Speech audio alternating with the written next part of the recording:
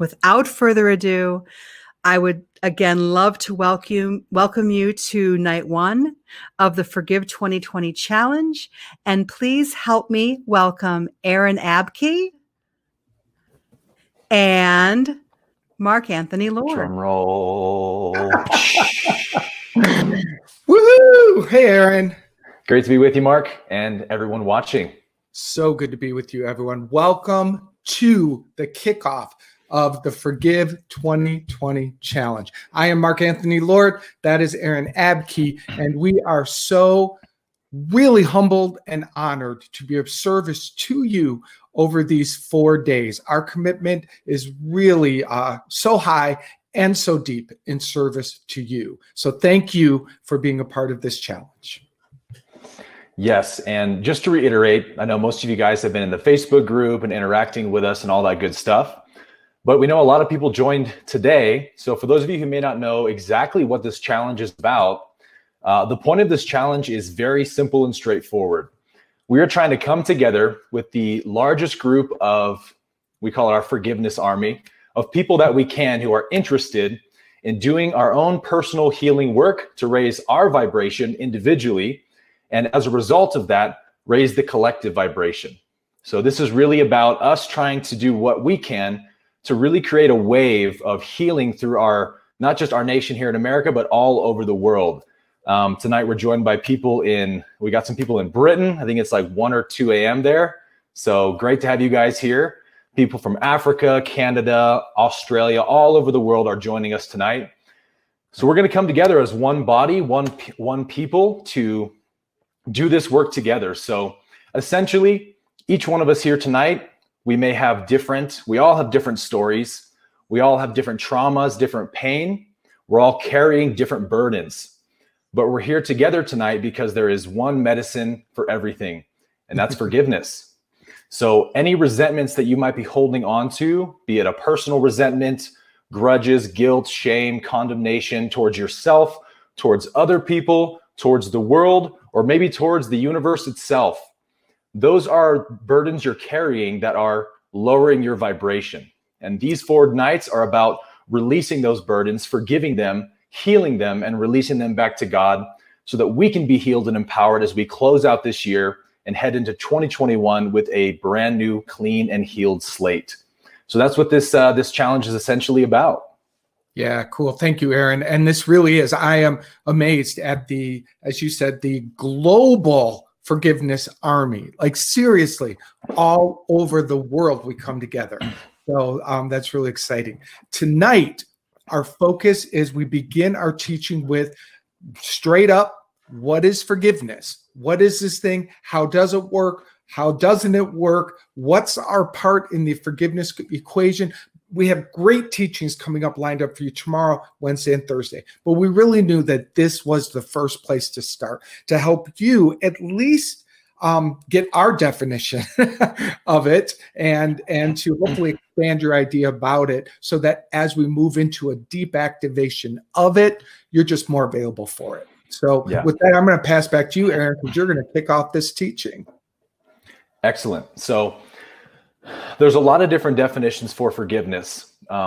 People tend to see forgiveness as something that's not very desirable because, the ego tends to interpret forgiveness as an act of basically acknowledging that you're someone's victim and just accepting a trespass that's happened against you and just trying to deal with it and just move on.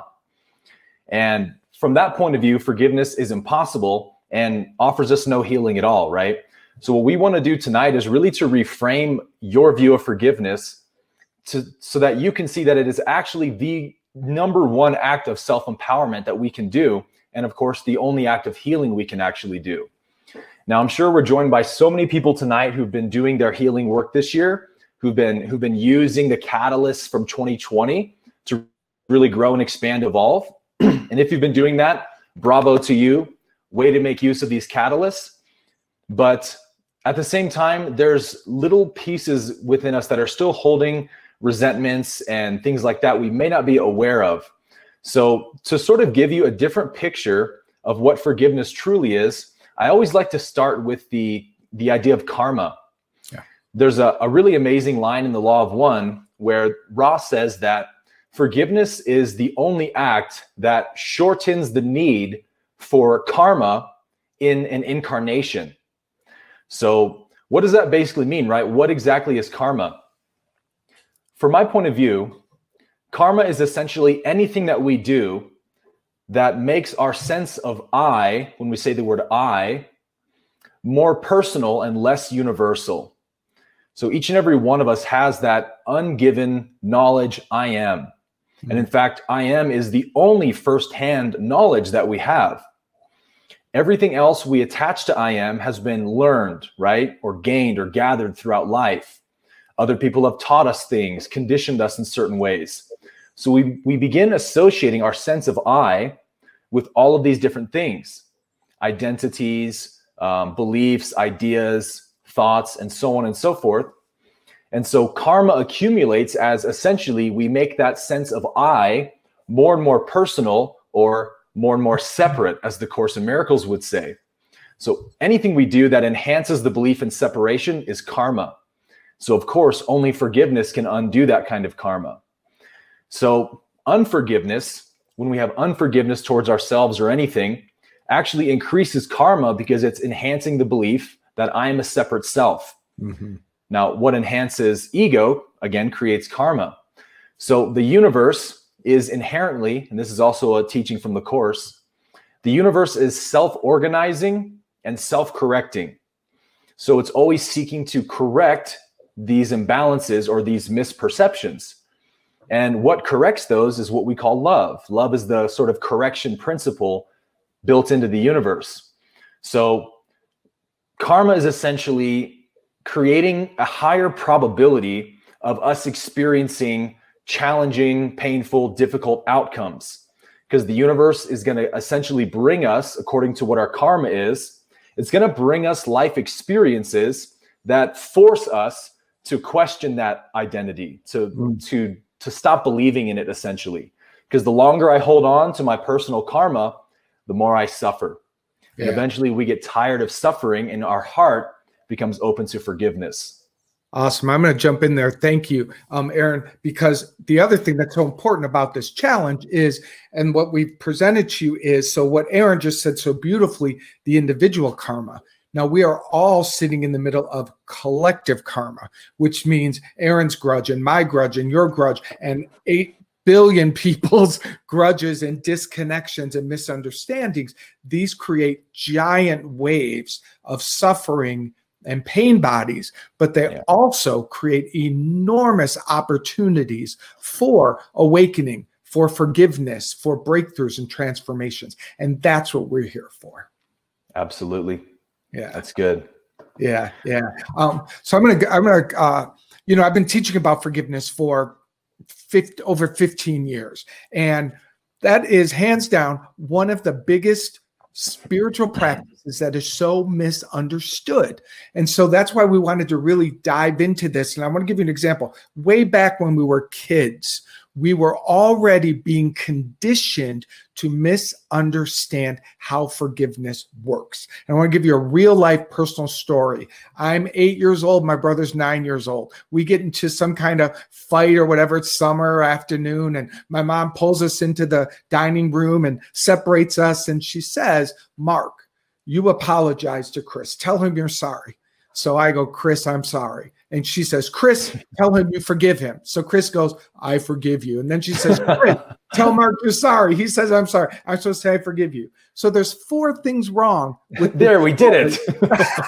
Exactly. Stay out of trouble. But he wasn't sorry. I wasn't sorry. I didn't forgive him, and he didn't forgive me. So already at a very young age, we were attaching our personal identity, like I'm the one who has to do this. I'm the one who has to figure out, I'm the one who has to make forgiveness happen. And that is one of our first, and to me, largest misconceptions, is that I do forgiveness. Yeah, that's so good, man. Because in truth, right, no person can forgive. Yeah. A person cannot forgive. The person is, again, just a collection of thoughts and memories we're referring to as I. Me, all of these memories I have. So you reference a memory of what someone did to you. Okay, so that's what the person is. So how is that person going to then forgive that grievance? They're the same one who's holding on to it, right? Yeah. So it's like the proverbial pull yourself up by your own bootstraps. So forgiveness is not an act that a person does. And that's maybe the first like take home point for tonight. Forgiveness is really a remembering. It's a remembering of who I truly am. It is remembering the eternal dimension in me, the I am, that cannot be harmed, cannot be attacked, cannot be changed in any way. It is timeless, eternal, and infinite. And it is entirely possible to really know yourself, to truly have your sense of self rest in that place. And we get that to that place through this practice of forgiveness. When we use the word practice, even that is just a concession to the idea that I'm a person who needs to forgive. Okay, so really we're just remembering, as the Course would say, the Christ, that I am the Christ. I cannot sin, I cannot be harmed. So there's a line where the Course says, it's impossible to be free and hold your brother in bondage at the same time. Yeah. Because if I believe that you're guilty for your sins, no idea leaves its source, I have to believe I am guilty for my sins. So other people become our mirrors to show us what grievances we're holding against ourselves. Truthfully, all forgiveness is forgiveness of self, right? You can't forgive another person because there are no other people. And secondly, a person can't do anything to you. You only forgive your own misconceptions, right? You forgive your own misperceptions of who you are. So if I believe that someone has attacked me, I must first have believed that I am weak and fragile and finite. And that's the mistake. And the universe will seek to correct that mistake by, again, bringing you experiences that force you to learn how to forgive. So forgiveness is really just waking up from the nightmare of separation. It's remembering who I truly am. Yeah. And there is no great or small in what forgiveness can do. You know, Course in Miracles says that there's no miracle too great or too, like miracles can be done on every single level, from the smallest to the greatest. And that is the absolute truth of forgiveness. And I know some of you, myself included, because I walked this path myself, where the story felt, my experience was so big, I was absolutely certain that forgiveness was not going to, wasn't going to heal this. And I was, because I believed that, I was seeking support in how bad my story was. I was attracting therapists who confirmed my story was so bad. And I would hang out with people that agreed of how stuck I was and how sad my story was. So as I was convinced that forgiveness wouldn't be able to do this, I was also convincing myself by getting more proof of that, until a miraculous breakthrough where forgiveness and only forgiveness transformed this for me. So I share this to say, if you're one of those people here that feels like, how could this ever be forgiven? I promise you, if Aaron and I are 1,000% certain that forgiveness must and does take care of it. Mm-hmm. Yeah, there's that line in the Course that says, there's no order of difficulty in miracles. Yes. They're all the same. Why? Why is, something as horrendous as like murder or pedophilia as easy to heal for God as a little bit of a white lie or something? Yeah. Because all acts of separation come from the belief of being a person. And it's only that belief we ever correct. It's truly, forgiveness is truly everything that you want, because it uproots the whole cause of all of the problems. It doesn't deal with the effects of the problems on the surface level. It goes right to the root and says, I am not this person at all, and gets rid of the illusion. Yeah. So we see, in terms of it being an act of empowerment in that way, when we see Christ on the cross, literally in the act of forgiving his murderers while they're murdering him, nobody says, oh, what a weak thing to do that was. Oh, he forgave his murderers while they murdered him. He has no spine. Like, no, quite the opposite, right? We see this act of forgive them, Father. They know not what they do. And we go, wow. How incredible is that? That's the power of forgiveness. Christ hanging on that cross, being nailed to it, saying, hey, you may be nailing me to a cross right now, but I'm not your victim. Yeah. And that's power. It is power. It is power. And here's the key in that exact statement that you're talking about, because as it was written and what it was said was, he said, Father, forgive them, for they know not what they do. He didn't go, I forgive you. I forgive you. Like, that's the exact point we're trying to make. He did not identify with the I. In fact, he did what I have come to know is the best way to do forgiveness, which is to ask, or command, which is another form of asking. He said, Father, higher love, oneness, truth, innocence. You do the forgiveness work that must be done here to set these people free. It's such a profound, different understanding of forgiveness and how to do it. Exactly. It's really just refusing to equate myself with the not self, with the personal I. Yeah. That's really all it is at the end of the day. So it's like the not self creates this dream world of, oh, look at all these horrible people doing things to me. Why did that have to happen? God is so cruel, XYZ. And it's all in your own imagination. The personal I is being imagined. So forgiveness is like the voice of reason that serenades you out of this nightmare and says, wake up, O sleeper, remember who you are. You are the eternal Son of God. You cannot be harmed. And as soon as we see that, forgiveness happens. Nobody does it. It's just a shift in perception from fear to love. Yeah. So we each have a story we're going to give really quick on this. I was a couple of years back, I was dating a girl who lived in San Francisco. And as we know, the homeless population's gotten really out of control in California. So we would walk down the street, every day, wherever we were going, and we would pass tons of homeless people all the time, on drugs, just not really there, very spaced out.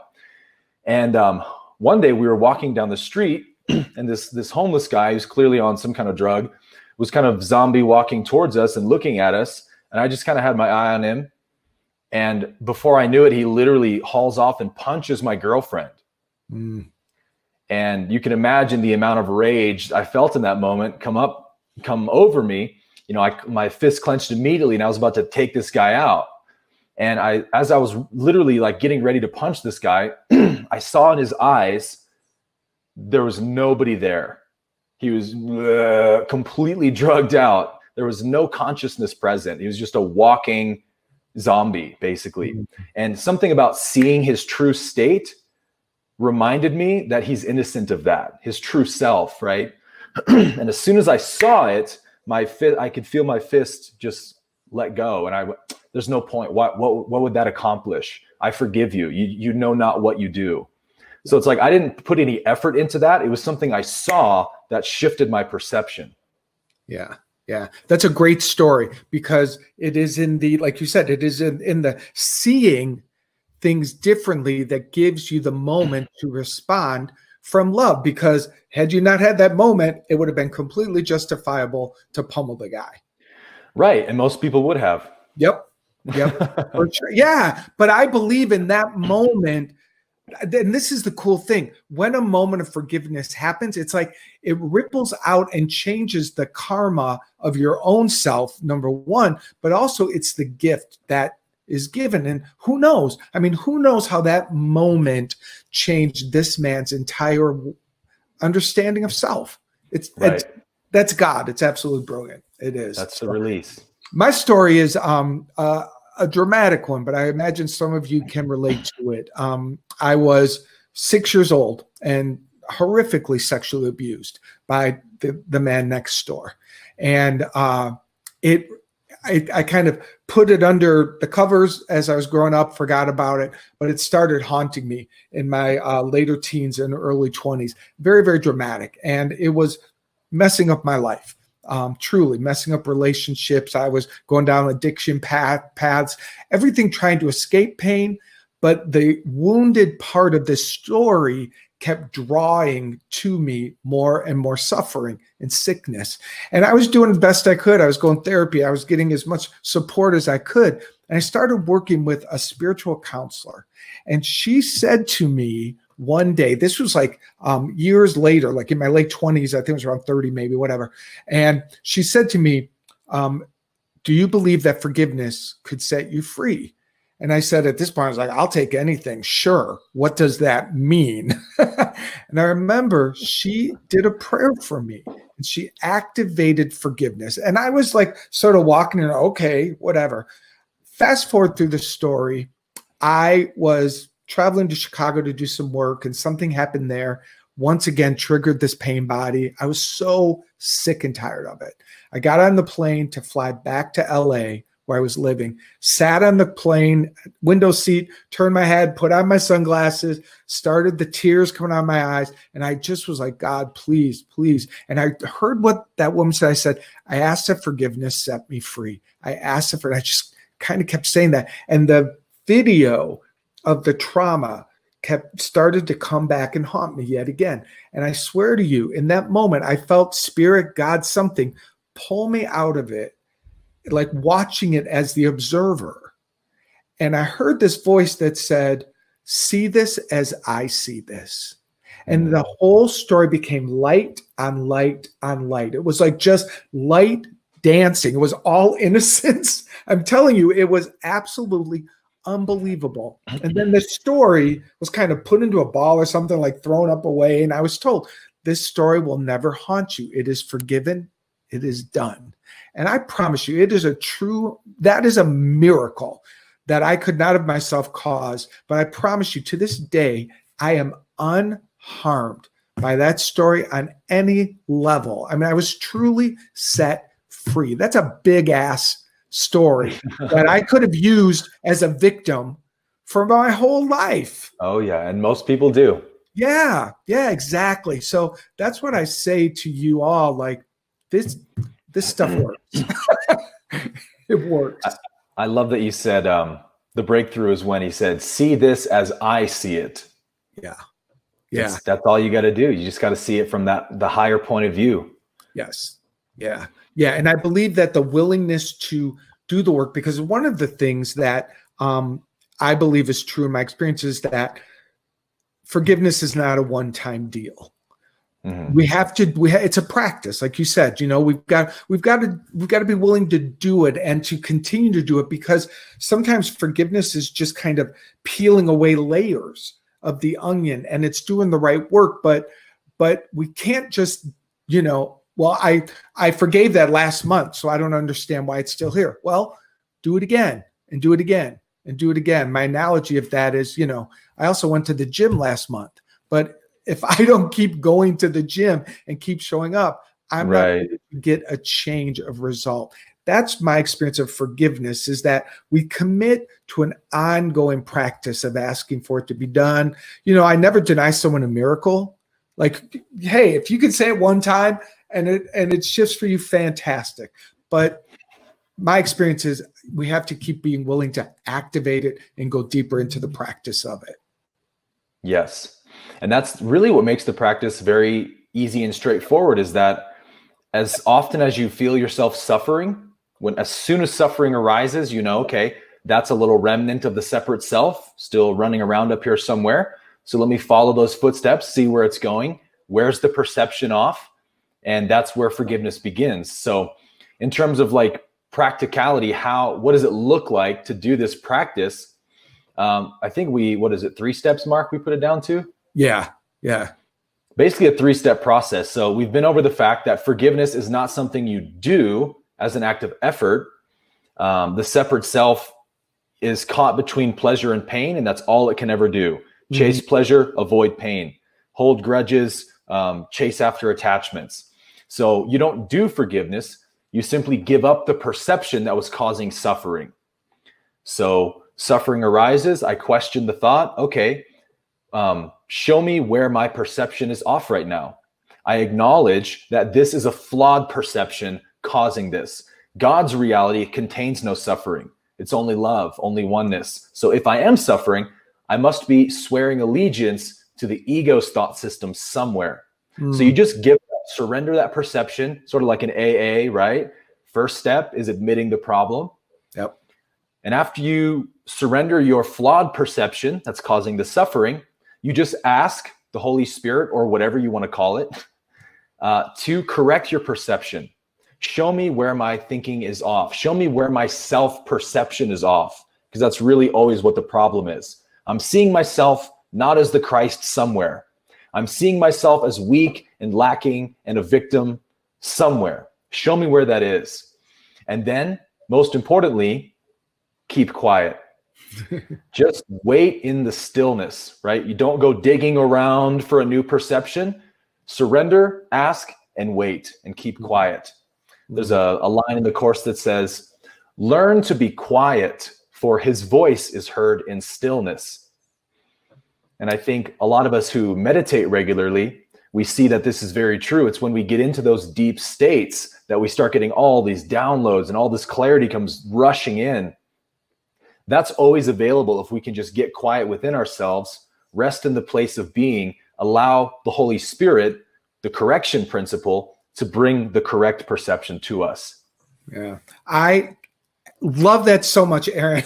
I love that so much because, and you guys, I hope you're hearing this, because, you know, it's like, it's so habit for us to dissect and go digging and assume that it's this story and this reason and that reason. But what Aaron just described is like, stop. Let the Holy Spirit, the love of God in you, whatever you call it, let it unearth what it is that you're to see. And maybe it will be what you were thinking it was, but very often you'll be surprised at what it looks like, how it shows up. It does the work for you if you stay out of the way.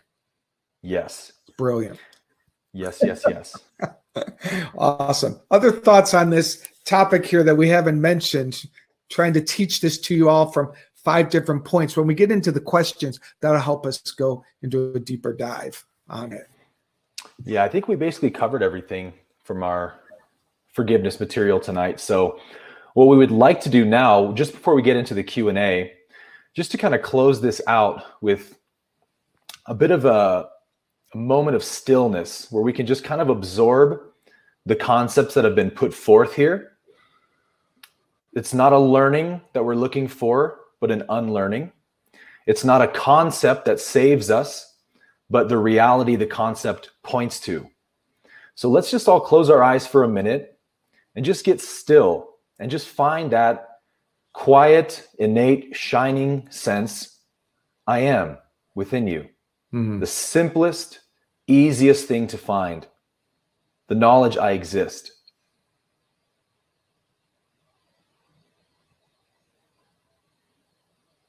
And as you just abide there for a moment, I want you to just listen to these words from A Course in Miracles. And don't think about them. Don't analyze them. Just allow them to pass through you and into you, and just allow your beingness to absorb them. Because there's a place in you that already knows these words, and it loves to hear them. It rejoices to hear them. Mm-hmm. Let that place receive these words.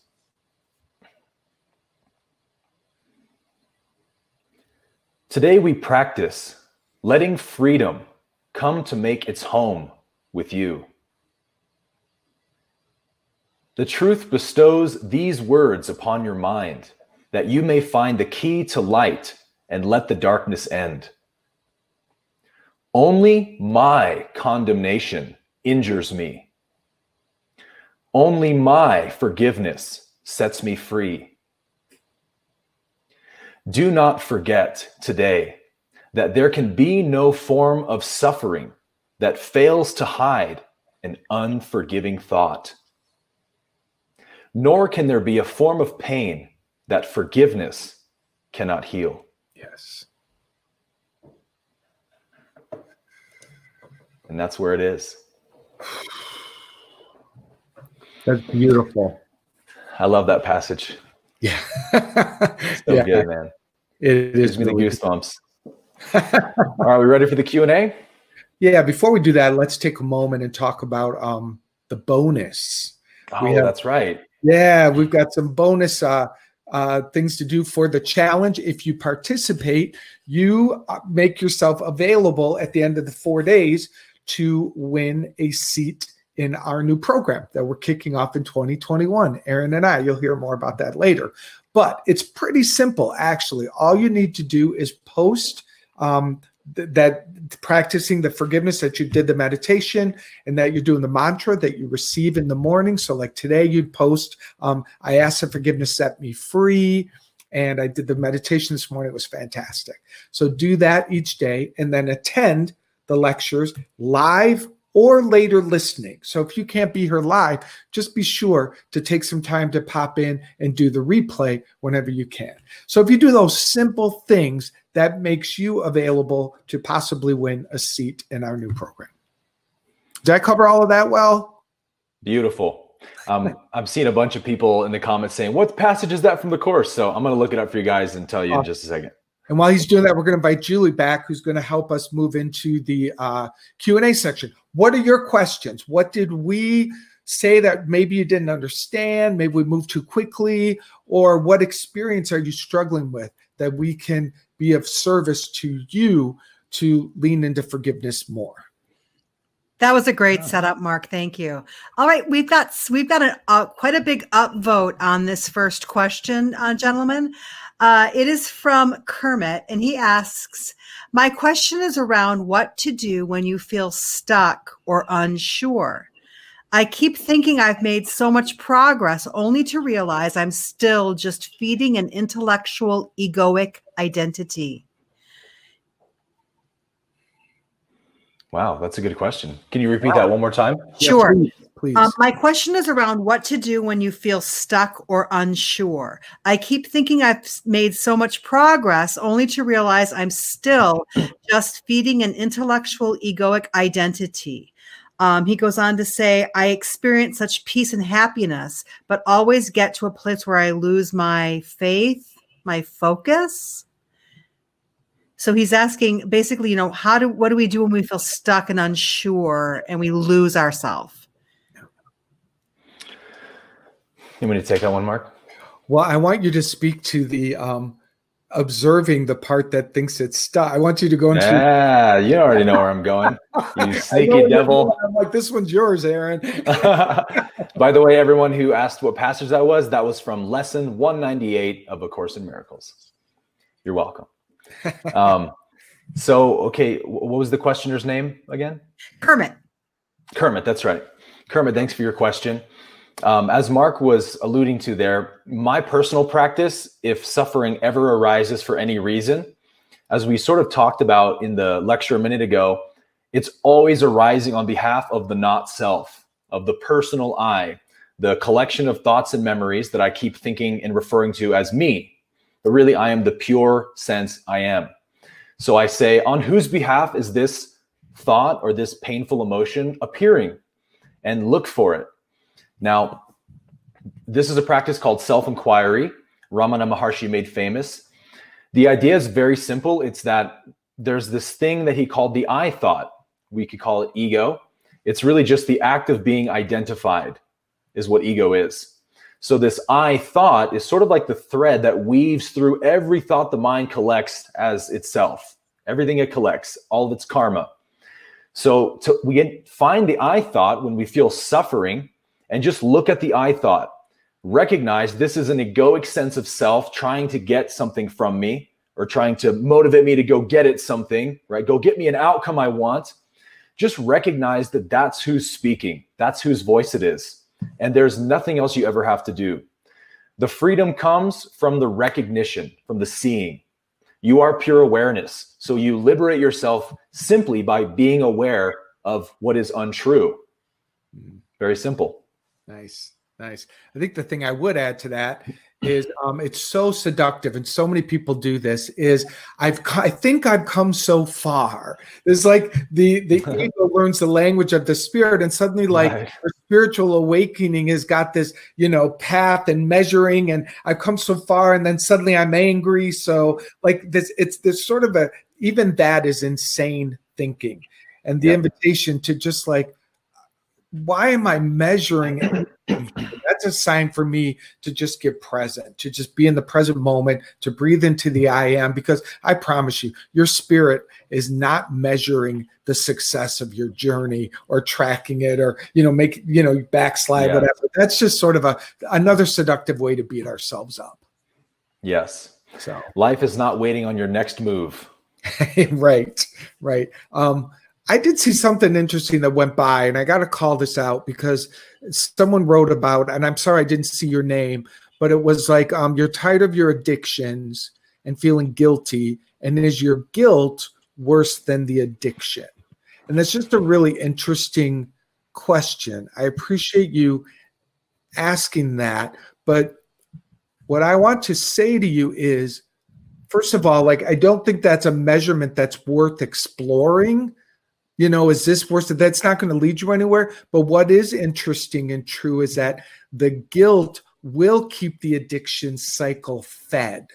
Oh, yes. It will keep it going. So that's really the more interesting inquiry around this. And the recognition is like, the more guilty I feel, like the addict wants you to feel guilty. That part that's addicted, it's like, oh, awesome, she's feeling bad again. And then it's like, my day's coming. I'm going to get my hit, So guilt really is a way to keep all patterns running, be it addiction, be it self-doubt, be it not feeling good about yourself, whatever it is. So the forgiveness around the guilt and the offering that up and asking the Holy Spirit to dissolve that and pay attention to that and have deep compassion for yourself in that, I believe that's where the unraveling of addiction can begin to happen, is when you can have deep compassion for the part of you that's trapped in that. It's not who you are. You won't be there forever. And the fast track to freedom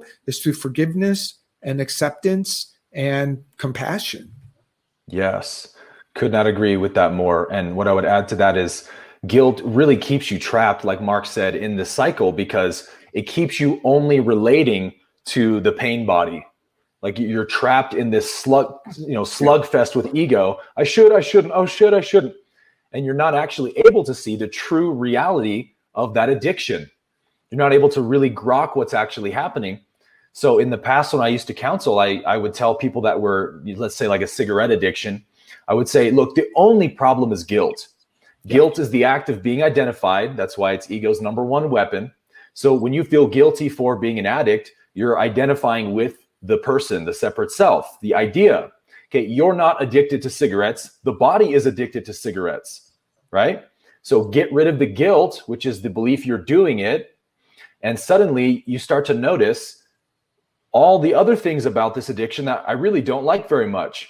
So I would tell my clients, like, just if you feel like having a cigarette and you can't resist the urge, just have the cigarette and don't feel guilty about it. Get rid of the guilt. And what happens is so amazing when they're actually able to get rid of the guilt and just, there's nothing wrong about this, just another thing.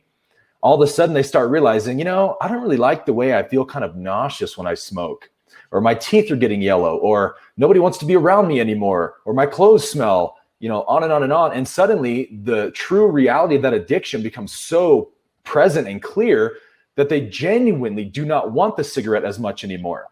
So every time they reach for it, the suffering of knowing what it's causing me is greater than the addiction to the cigarette.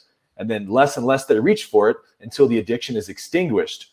So again, nobody became unaddicted. You saw the unreality of the identification. Yeah. I told this story before. I think you heard it, Aaron, but there was a time when I was an addict in my 20s. And I knew one night, like I was like, I don't want to go use. I'm going to go use. I know I am. Like it was that feeling, inside of me. And I made the decision. I said, so I know I'm going to do it. I'm going to say God the whole time. And I'm telling you all, I walked through the whole habit, the whole ritual of addiction, but I just kept saying, God goes with me. God goes with me. I don't know. I just had this other voice tracking through the whole process. And I swear to you, it was amazing. It was a little bit of time before I became free from that particular pattern, because I just like you said, I'm going to do it, but I decided to bring God with me. That's how I thought about it back then. So it's always a good idea to bring God, huh? No matter what you do. All right. What about guys, yeah, we've got some great questions. I want to make sure we get to as many as possible. Though we do have about 15 more minutes remaining, and we got a lot of votes for Lizette's question. Does anyone else find it hard to forgive, especially the people you love that have hurt you? This is my biggest struggle. This kind of leans into a little bit about what you're going to be talking about tomorrow, I'm sure. But maybe Liz, you could give Lizette some thoughts about how to start thinking about forgiving people that have hurt you. So when we're talking about guilt, we project the guilt we see in ourselves onto others. If we find ourselves guilty, we find others guilty. So that's what the Course means when it says, by offering freedom, you will be free. What? I'm offering it. It's not mine. Well, if you're giving something, you must be the source of it, right? So by offering, it's that concept of giving is proof of having, right? So there's two things I'd like to say about guilt, or like two laws of guilt. The first one is that all pain must be offloaded. Period. End of story. If somebody has pain, their consciousness is immediately looking to get rid of it, because it's literally toxic energy in the body. The body doesn't want to keep toxic energy in it. So it looks to project that pain outside of itself. Who can I blame? Who's responsible? Who can I accuse so that I'm not the burden bearer of this pain? So if you know that that's true, that all pain is offloaded, has to be offloaded, then you start recognizing that in other people very quickly. The second law is that anyone who is causing pain to another person is only doing so, and I could highlight, underline, only doing so to offload their own pain. Yeah. So somebody who doesn't have pain is incapable of hurting others. So really just to go to that recognition for me is the easiest path out to change my perception. If someone's ever causing me pain, oh, it's just because they have pain and they're just trying to get rid of it. They don't even know they're doing it. It's an unconscious movement. So in that light for me is where I find forgiveness. Nice. Beautiful. I would say I want to add to that real quickly, because this is the issue and you brought it up, and I feel like I want to scream this from the mountaintop. I never, ever, ever struggle from saying, I don't know how to forgive. I don't know how to do it, because I don't think that's my job. This is do it. When you say I'm struggling trying to forgive my family, well, you're struggling because you're trying to do the job that isn't yours to do. The Holy Spirit does the forgiving. You're struggling because you're focusing on what isn't your part. Your part is not hard. All you have to do is, I ask that forgiveness set me and my family free. I ask that forgiveness change my perception. I ask that the Holy Spirit give me a miracle and give me a healing, whatever way you think about it. What you do is you activate it and you become open for the change to happen inside of you. You don't do it. So all of you are listening. I'm struggling with forgiving this person. You're struggling. No, you're not. You're not. What you're struggling with is struggling with being right. What you're struggling with is making them wrong. What you're doing is you're stuck in a lot of all the personal stuff. All the personal stuff that is blocking you from remembering. All you have to do is observe, become aware that you're feeling bad, and then activate forgiveness. Ask for it to be done. Command for it to be done. And then, like Aaron said earlier, be still. So be still. No more I struggle with forgiveness. It's not your job. I'm gonna try to pronounce this. I hope I don't do it wrong. Nafise had a question. She asked, how can forgiveness heal us physically? Any thoughts on that? I do. Are you okay with me taking that one? Go for it. All right. I actually want to really let Spirit answer this, because that's a really important question. Forgiveness is a spiritual practice that mends separation. Every illness comes out of back it up to a separating thought, a false idea, a belief that you are not one with God. In the back of every physical experience, if you could slow it down and back all the way up to what's behind it, what's behind it, what's behind it, what's behind it, it's a tiny mad idea that you're separate from God, that you're guilty, that there's something wrong with you. That is very often the inception and the reason. Forgiveness will drill all the way back to that very moment, and forgiveness will heal the originating problem. The forgiveness goes to the very core, switches your perception of self, and once that energy and perception of self is changed, it must outpicture differently. And that's how it works. So good. The Course touches on that when it says, all sickness is of the mind. Yeah. All sickness is of the mind. And the Law of One also says that. So really, we can say that the body responds to the mind, is the activating agent of the mind. So whatever disease, sickness, illness is in the body is really a response to a sickness and illness in the mind. Yeah. And the idea is if we didn't have any of these distortions in the mind, sickness and disease wouldn't happen. Our physical bodies would still age, but they would age a lot slower probably. And the whole vibration of the planet, of course, would be completely different. So it's like sickness and illness is a systemic problem of a much greater, of the totality of the Earth's vibration. It's not even just on the individual level, but we individually can heal our sickness just through healing the mind. And I've seen it happen. I saw it happen in church growing up. It's happened to me before. So it's not like you can guarantee something or you don't want to do forgiveness to get an outcome. It has to be genuine and authentic. But many people do find that physical illness disappears once the mental illness is cured. Yeah, absolutely. And I know people who have said that they have had a healing and they didn't get the cure.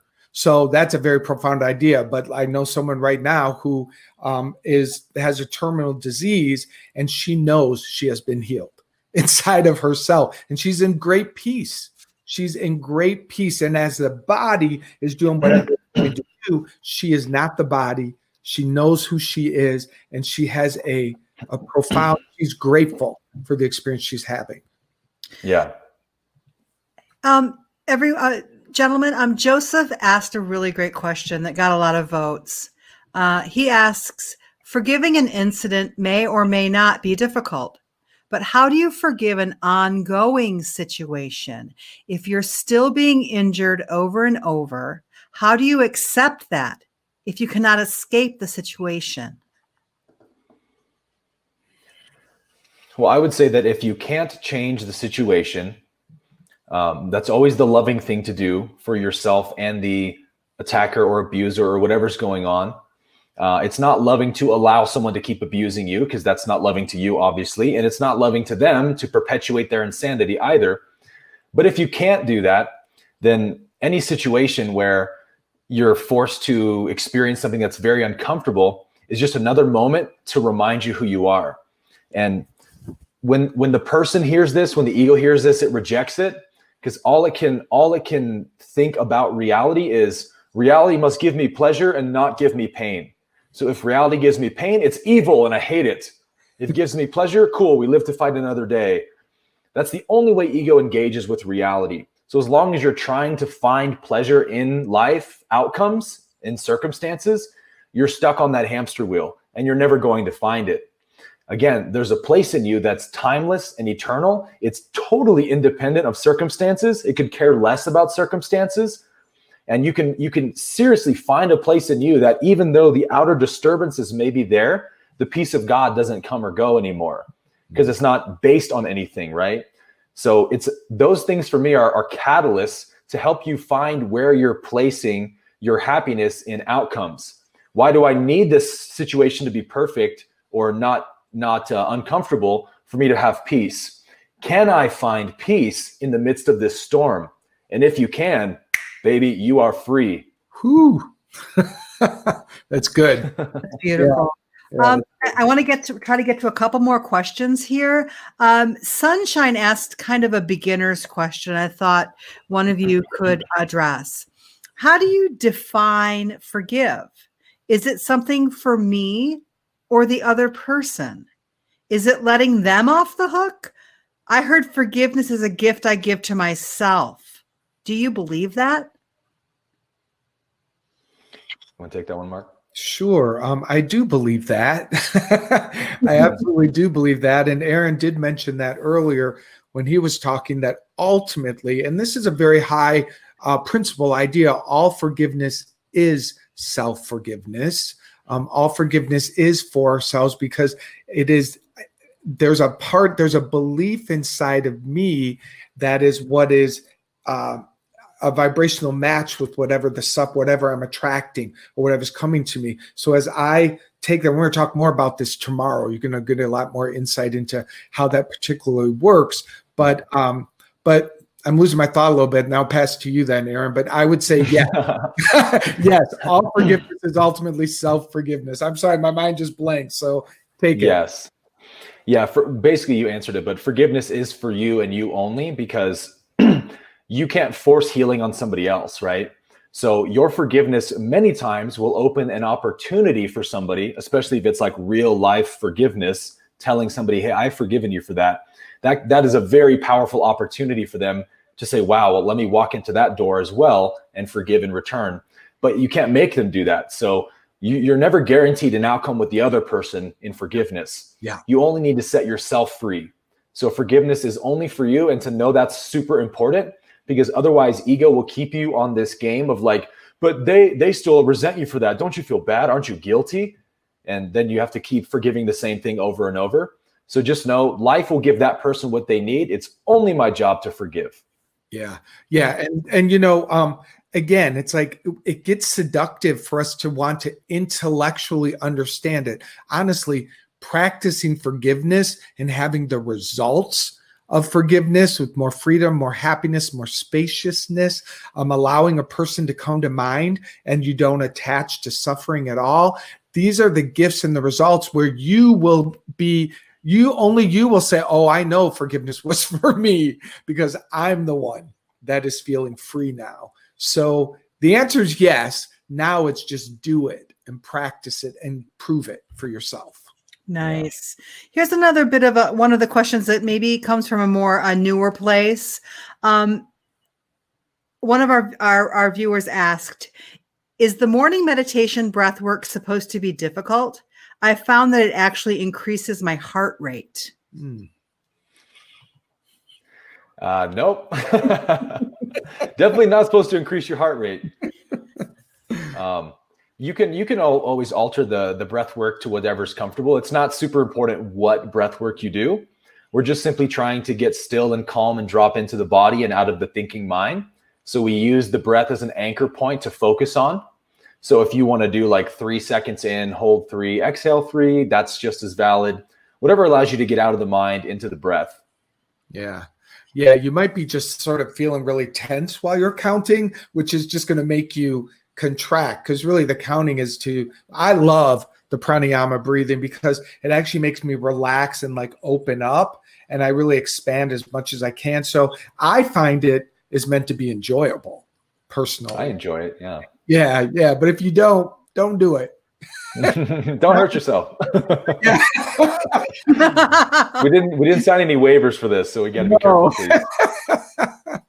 Not required. Here's another one from Bobby. Here's the one from Bobby Joe. After doing the meditation today, I felt great. As the day went on, I found myself trying to remind myself that I forgave myself forever. Laugh out loud. It was my insecurities, and it seemed to keep bringing my attention to them. Is this normal? Any suggestions on how to avoid focusing on the very thing you thought you released this morning? So how do you feel great at the beginning, and then as the day wears on, you feel less and you feel more challenged, I think is her question. Yeah. You know, for me, forgiveness is rinse and repeat. Rinse and repeat. And I actually flip it over. And I'd say if I do like a nice big forgiveness experience in my morning practice or whatever, like you did today, and later the day, I find that thought coming back. To me, I flip it over and go, oh, that's a call for me to activate forgiveness again. I ask that forgiveness set me free. I ask that forgiveness set me free. That's the mantra. And the mantra is meant to help you refocus the mind. And the remembering of the pain body, just think of it as like, hey, give us another dose of forgiveness. We're doing the cleansing work down here and we need a little more support. I don't know, that's kind of silly, but that's how I think about it. It's just a call for more. It's just a call for more forgiveness. And don't be seduced by the, I did it this morning already. Well, that's gone. That's the past. Right now, a call for forgiveness again is what is here. So just enjoy it. Yeah. All I'll add to that is the questioner asked, is it normal for the mind to keep bringing back that thing I forgave? Thank you. Oh, yes, it is. That is its only job. As soon as it sees that you have disconnected from a belief, it's going to go, whoa, we can't afford that. That's where we get our power from. Come on back. And it's going to throw the same tricks at you again. Because every time it's thrown it before, it's stuck. So it's just going to go back to that fishing hole until you stop biting on the fish hook, basically. So again, forgiveness is just a shift in perception. So as often as that insecurity reappears, question the one to whom it appears to. Is this the I am saying this? Is this the eternal light of God being insecure? No, then it must be a separate ego trying to get some identity from me. And as soon as you see that, it's really just like watching a movie. You have to expose yourself to that same thing over and over. And slowly you just get desensitized to it. You just lose interest in it. It loses meaning for you. It's like once you've watched a movie 20 times, you know every line, you know everything that's going to happen. Can you have any emotional response to the movie anymore? No. You sit there going, please shoot me. Someone turn this movie off. Okay, that's the relationship you need to have with those insecurities. And only by seeing the true identity who's causing the insecurity do you get that exposure to go, oh, it's just an illusion. And each time you see that, it just loses energy. I love that. That's a good answer. So we are at the end of our first hour, my friends, our wonderful forgiveness warrior community. This is a great day. Thank you, Aaron, for your brilliance always. Likewise. And so, Julie, is there anything they need to know, or we can give them some tips around activating the challenge? Anything that you want to share? Just that if for some reason you have not received the morning meditations, those go out each evening prior. So on the East Coast of the US at 10 o'clock tonight, there will be an email with all of the content for tomorrow's meditation. If for some reason that you haven't received those emails, please check your junk mail, maybe your trash, your promotions folder, or your marketing folder. Email services are very tricky now, so they might be putting emails in really weird places. So please check all of those areas. Again, your junk folder, your promotions folder, your marketing folder, or maybe even your trash to check to make sure you're getting our meditations. But if you have not received any emails, please feel free to re-register. There is a bar below these lovely gentlemen's face that says, haven't registered for the morning meditations yet. Go ahead, click there, and we'll make sure you're on the database. Yeah. Thank you, Julie. Thank you. And if you do send us an email that you're not getting it, know that our team is working as best we can to make sure that you do. So we're on your side. Be patient with us. We're glad you're here. And trust me, you're a part of a wave of forgiveness, and it is working. Yes. Thank you guys so much for all the questions and everything. Yeah. We'll see you all tomorrow night. Bye, everybody. Much love.